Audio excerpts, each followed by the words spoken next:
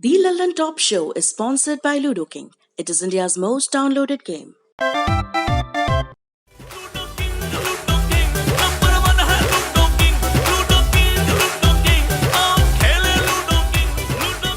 हाय दोस्तों, मैं Mika Singh and family and friends का नंबर 1 गेम लूडो किंग अभी डाउनलोड कीजिए।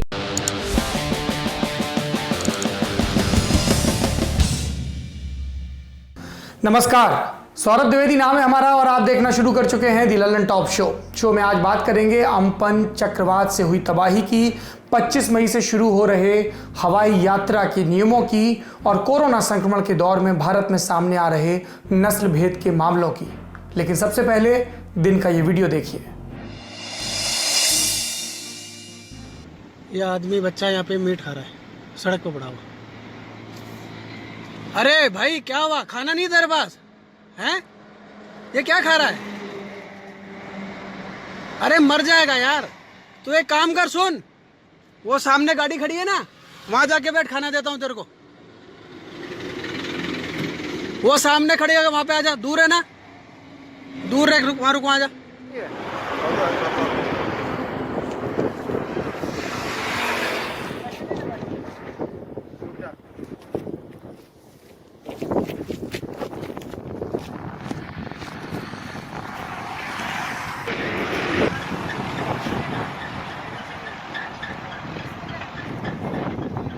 सोशल मीडिया पर वायरल ये वीडियो, एक आदमी रोड एक्सीडेंट में मरे जानवर का मांस खाता दिख रहा है। एक कार में जाता आदमी उनकी मदद के लिए आगे आता है, मांस खाने से रोकता है, खाना पानी देकर मदद करता है। ये वीडियो प्रद्युम्न सिंह नरूका नाम के एक शख्स ने बनाया। हमने उनसे बात की तो बताया गया कि दिल्ली जयपुर नेशनल हाईवे पर राजस्थान के शाहपुरा में एक शख्स भूख के चलते मरे हुए जानवर को खा रहा था। इस शख्स की मानसिक अवस्था को लेकर जब हमने प्रद्युम्न से सवाल किया तो उन्होंने बताया कि वो उनकी बातों पर रिस्पॉन्स दे रहा था, लेकिन बहुत भूखा लग रहा था। उन्हें एक भूखा आदमी दिखा, उन्होंने मदद की, उन्हें बस इतना पता है। वीडियो 18 तारीख का है, वायरल हुआ तो प्रशासन में भी सरगर्मी दौड़ी। उस इंसान का पता करने और पहुंच बनाकर मदद करने की बातें पता लगी। हम पक्के तौर पर नहीं जानते ये भूखा मजदूर था या कोई मानसिक रोगी, लेकिन किसी भी वजह से उसकी की हालत नहीं होनी चाहिए थी। जो लाचार हैं उन्हीं की मदद के लिए सरकार होती है। अशोक गहलोत सरकार राजस्थान की अपनी पीठ थपथपाती है, दूसरे राज्यों की मदद के लिए बातें कहती है, लेकिन खुद उनके राज्य में क्या हो रहा है, क्या ये उनको नजर नहीं आ रहा? सब सरकारों का एक जैसा चरित्र है। अमूमन हम दिन का वीडियो दिखाते हैं, फिर सुर्खियों की तरफ आते हैं। आज भी आएंगे, लेकिन उससे पहले आपसे गलती मनाएंगे। जी, भूल सुधार। 20 मई को हमने आपको बताया था कि भारतीय रेल 1 जून से 1200 ट्रेनें शुरू करने वाला है, लेकिन ट्रेनों का सही आंकड़ा 200 है। हम इस गलती के लिए माफ़ी चाहते हैं। इस खबर में आगे का अपडेट ये है कि दुरंतो, संपर्क क्रांति, जनशताब्दी जैसी गाड़ियां हैं। इनमें एसी और नॉन एसी दोनों तरह के डब्बे होंगे। सीटों की बुकिंग सिर्फ ऑनलाइन होगी, जो कि आज से शुरू हो चुकी है। एक और बात, जनरल डब्बों के लिए सीधे टिकट लेकर ट्रेन में नहीं चढ़ा जा सकेगा। जनरल डब्बों में भी आरक्षित टिकट ही दिए जाएंगे। इसके लिए सेकंड सीटिंग क्लास का किराया लगेगा। इन गाड़ियों के लिए तत्काल या प्रीमियम तत्काल कैटेगरी की बुकिंग नहीं होगी। वेटिंग और आरएसी होगा, लेकिन वेट लिस्टेड यात्री ट्रेन में नहीं चढ़ पाएंगे। अब बढ़ते हैं सुर्खियों की तरफ। सबसे पहले कोरोना से जुड़ा आंकड़ा। दुनिया का आंकड़ा क्या हो गया? कुल मामले 50 लाख, ठीक हुए 19 लाख, मौतें 3,28,000। भारत के आंकड़े, कुल मामले 1,12,359, ठीक हुए 45,300 और मौतें 3,435। पिछले 24 घंटे के संक्रमण के आंकड़ों की बात करें तो 5,609 नए मामले आए, 3,002 लोग ठीक हुए और 132 मौतें हुई। दूसरी सुर्खी ट्विटर से जुड़ी है। 20 मई के दिन भारत में ट्विटर पर बड़ी लंबी बहस चली कि बेंगलुरु में दोपहर 1:20 पर जो जोर की आवाज़ हुई वो कहाँ से आई। किसी ने कहा भूकंप है, कोई बोला बिजली कड़की है, कुछ लोग इसे फाइटर जेट का बता रहे थे, तो कुछ लोग बात को उड़न तश्तरी तक लेकर चले गए। ये कन्फ्यूजन रात 9:30 बजे के करीब दूर हुआ, जब बेंगलुरु में रक्षा मंत्रालय के प्रवक्ता ने कुछ ट्वीट करके बताया कि आवाज़ वायुसेना के aircraft systems and testing establishment यानी कि ASTE की एक रूटीन टेस्ट फ्लाइट से आई थी। आप कहेंगे फ्लाइट से इतनी जोर की आवाज़ कैसे? रक्षा प्रवक्ता ने बताया कि ये जहाज़ बेंगलुरु एयरपोर्ट से उड़ा, शहर से बाहर के एयर स्पेस में उड़ रहा था। जब जेट 36,000 से 40,000 फीट की ऊंचाई पर था तब वो आवाज से भी तेज गति से उड़ रहा था, यानी कि सुपरसोनिक फ्लाइट थी। और संभवतः जब इसने अपनी रफ्तार घटाई तो एक सोनिक बूम पैदा हुआ। ये क्या घटना है साइंस की जो पूरे शहर में सुनाई दी? सोनिक बूम तब सुना जाता है जब कोई हवाई जहाज साउंड बैरियर तोड़ता है, माने उड़ते उड़ते आवाज की रफ्तार से आगे निकल जाता है। तीसरी सुर्खी, जम्मू कश्मीर में 2 दिनों के भीतर सुरक्षा बलों पर दूसरा हमला हुआ है। 20 मई को श्रीनगर के बाहरी इलाके में बीएसएफ की एक पोस्ट पर अंधाधुंध फायरिंग हुई जिसमें 2 जवान शहीद हो गए। आज पुलवामा में एक पेट्रोल पार्टी पर हमला हुआ जिसमें जम्मू कश्मीर पुलिस के एक जवान शहीद हुए और सीआरपीएफ से एक जवान घायल है। चौथी सुर्खी, 20 मई को नागरिक उड्डयन यानी कि सिविल एविएशन में राज्य मंत्री हरदीप सिंह पुरी, उन्होंने ट्वीट करके जानकारी दी थी। हमने आपको सुर्खी में बताया भी था कि 25 मई से भारत में घरेलू उड़ानें शुरू होंगी, माने हवाई जहाज भारत की सीमाओं के अंदर उड़ान भरेंगे। आज हरदीप सिंह पुरी ने एयरपोर्ट अथॉरिटी ऑफ इंडिया और इस मामले से जुड़े दूसरे अधिकारियों के साथ एक प्रेस कॉन्फ्रेंस की और इस फैसले के बारे में विस्तार से बताया कि इन उड़ानों के लिए नियम क्या है। अपनी बात शुरू करने से पहले पुरी ने साफ किया कि वंदे भारत मिशन यानी कि विदेश से भारतीयों को लाने का जो मिशन है वो जारी रहेगा। रेगुलर फ्लाइट्स विदेश से अभी शुरू नहीं होंगी, अभी फोकस देश पर है। बाहर से लोग लाए जा रहे हैं लेकिन ट्रबल एरिया से जो प्राथमिकता पर हैं वहां से लाए जा रहे हैं। विदेश में लगभग 2.5 करोड़ भारतीय रहते हैं। ऐसे में वंदे भारत मिशन के तहत इन सबको वापस लाना मुमकिन नहीं है।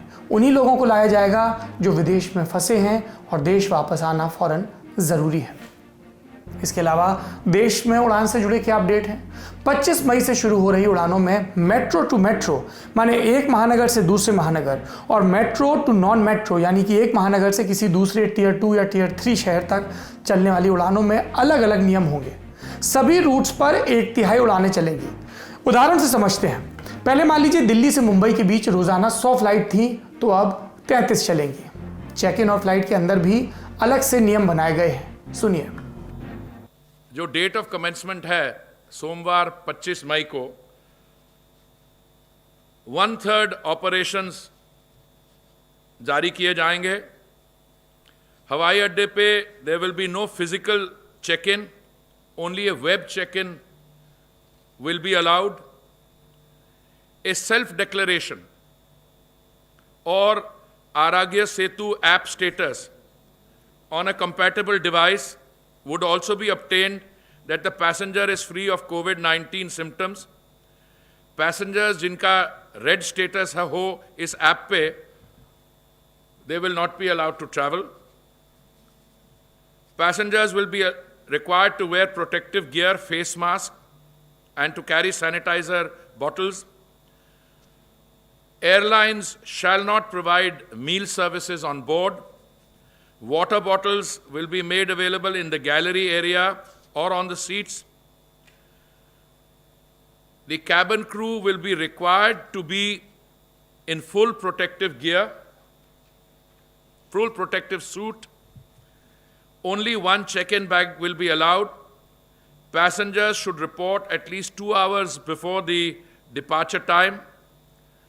On arrival at the destination, the traveling passengers will have to adhere to such health protocols as are prescribed by the destination state or union territories, and fares will be regulated and should be within a fixed range.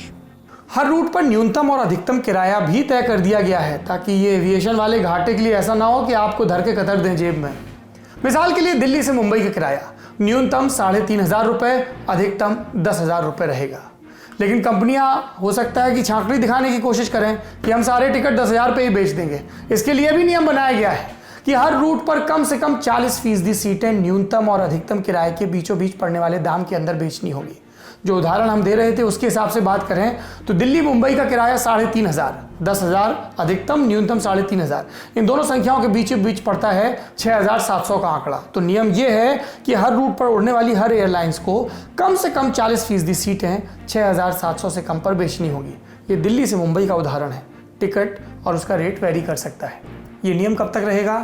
3 महीने के लिए। कई लोगों के दिमाग में यह सवाल भी था कि प्लेन में बीच वाली सीट सोशल डिस्टेंसिंग को ध्यान में रखते हुए खाली रहेगी कि नहीं, यानी विंडो और आयल के बीच जो सीट होती है। इसका जवाब मंत्री जी ने दिया है। देखिए, अगर आप बीच वाली सीट को खाली भी रखते हैं तो सोशल डिस्टेंसिंग के जो रिक्वायरमेंट, दैट्स नॉट मेट.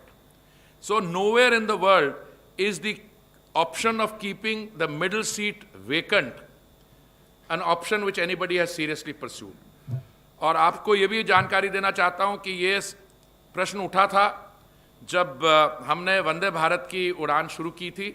उस समय भी कुछ लोगों ने फेक न्यूज़ लगाया कि एयर इंडिया जो है वो 3 गुना भाड़ा ले रही है और मिडिल सीट खाली नहीं रख रही है, और पता लगा वो हमारी फ्लाइट ही नहीं थी. और I can say with sense of responsibility, this system which we have followed of the middle seat not being kept vacant has worked, not because of any other reason. We take other corresponding preventive measures. We disinfect the aircraft after each flight. We test the passengers through thermal screening before they board. They wear masks. The crews wear protective gears. So it is complete, or whatever precaution can be taken will be taken. But if you were to leave the middle seat vacant, जो आपकी aircraft की economics है, fare structure की, As I said, ये airlines के लिए अगर 33% वो आप निकाल दें, उसमें से कर दें, तो airlines would not be able to operate. It will be passed on to the consumer. Vande Bharat mission में चल रही फ्लाइट्स का क्रू क्वारंटीन किया जा रहा था, लेकिन चूंकि भारत में उड़ने वाली फ्लाइट्स कम समय की होती हैं, इसलिए हर फ्लाइट के बाद क्रू को क्वारंटीन करने का नियम नहीं बनाया गया है. सुर्खियां हो गई, अब बढ़ते हैं दिन की बड़ी खबर की तरफ. अम्पन तूफान गुजर गया, तबाही की निशानियां पीछे छोड़ गया. देखिए ये वीडियो.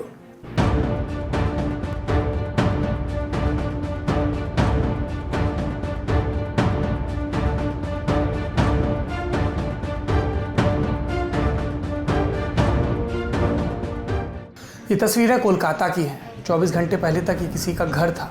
चक्रवात ने इसे अब खंडहर बना दिया. हावड़ा में इस स्कूल की छत चक्रवात की तेज़ हवाओं के सामने नहीं टिक पाई. अब स्कूल बिना छत के है. तबाही का ये मंजर पश्चिम बंगाल के दीघा का है. चक्रवात अम्पन यहीं ज़मीन पर उतरा था. अब यहाँ बर्बादी नज़र आ रही है. पश्चिम बंगाल के Howrah, north 24 Pargana, south 24 Pargana, east Midnapore, Hooghly और कोलकाता में अम्पन से भारी तबाही हुई है. कहीं सड़क पर बिजली के खंभे गिरे हैं तो कहीं कारों पर बड़े पेड़.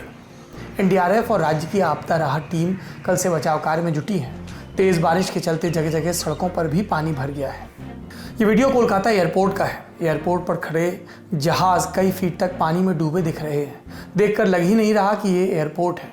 कई हैंगर, माने वो इमारतें जिसके अंदर प्लेन खड़े किए जाते हैं, ढह गई हैं. नुकसान जानों का भी हुआ है. शाम तक खबर थी कि पश्चिम बंगाल में तूफान से 15 लोगों की मौत हुई, लेकिन फिर ममता बनर्जी ने प्रेस कॉन्फ्रेंस की. कहा 15 नहीं 72 लोगों की मौत हुई है.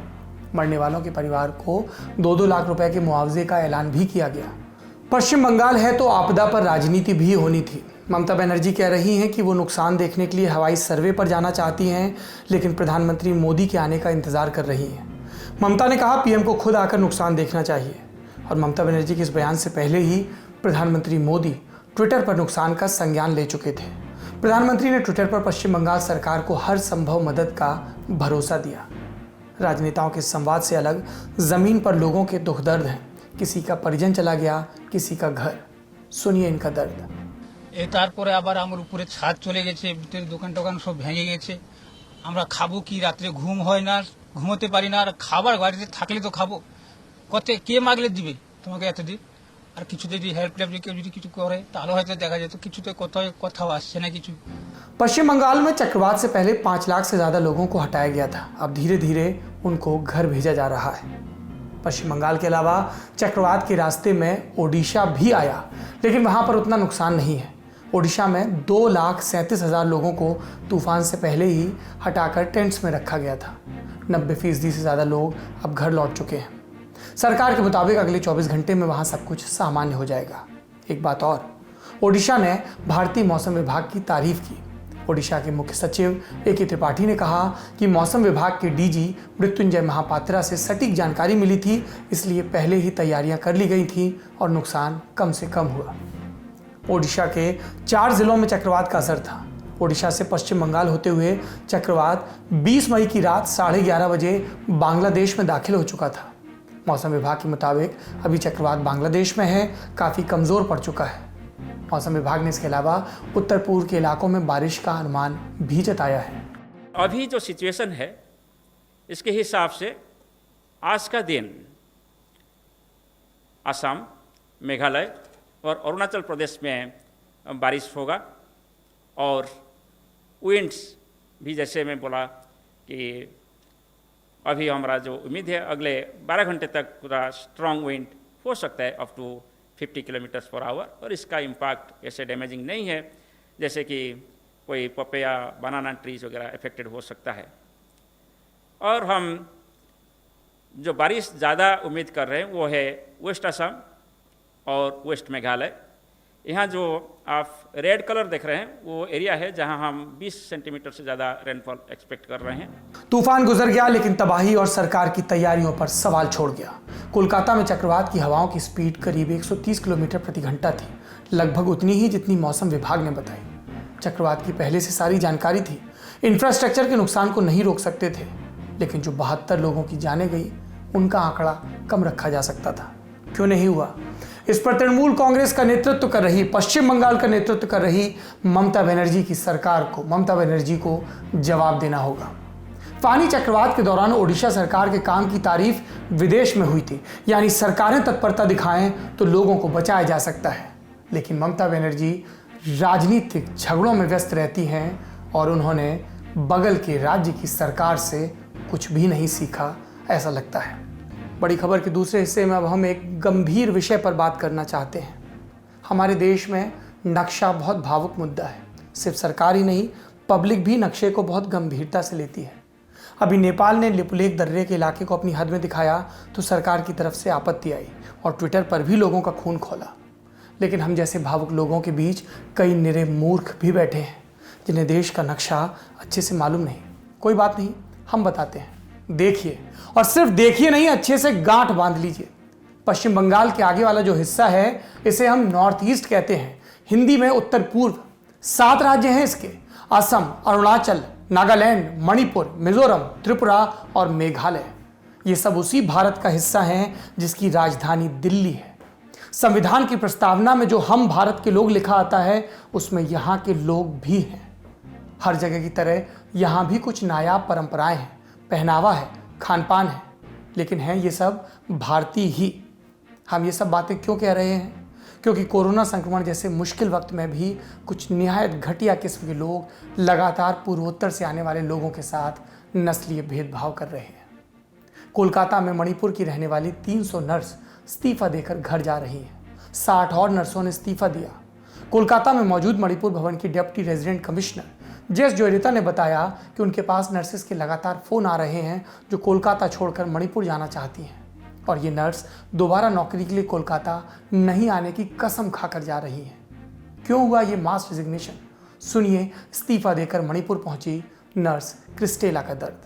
We face so many racism, discrimination, suppose like people those who are staying in rent, they are facing so many racism, like while we are going for duty they are calling us corona, maybe they are spitting us. Even when we go out for buying some stuff, they are saying why you are going out, they are questioning so many things to us, so we feel that we are unsafe there.